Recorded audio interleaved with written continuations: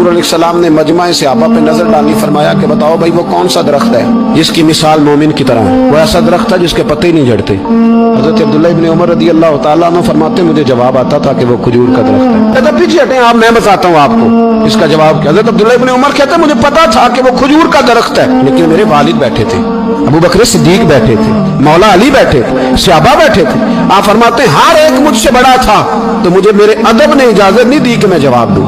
अल्लाह करे मेरी इस बात आपकी समझ में आए। सवाल का जवाब मुझे आता था, लेकिन अदब का तकाजा था कि मैं बड़ों की मौजूदगी में जवाब न दूं। हुजूर ने दोबारा पूछा, सहाबा खामोश रहे, तो फरमाया मैं बताऊं?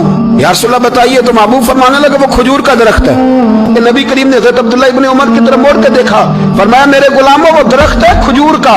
अब्दुल्ला को जवाब आता था, इसे पता था कि वो खजूर का दरख्त है, लेकिन तुम्हारे अदब की वजह से ये खामोश रहा। मेरे रसूल करीम अलैहिस्सलाम के गुलाम जिनके इल्म पर मेरे नबी को इतना एतमाद है, तो हुजूर ने फरमाया मैं इल्म का शहर हूँ और अली उसका दरवाजा है।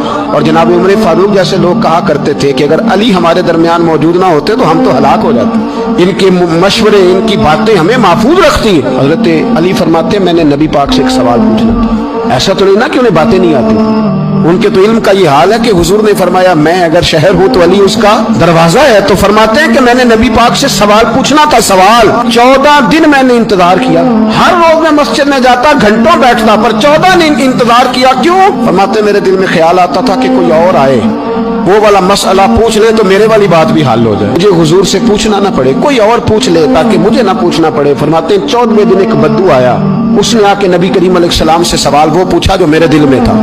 फरमाते हैं नबी करीम जवाब उसे दे रहे थे और मेरी तरफ देख देख के मुस्कुरा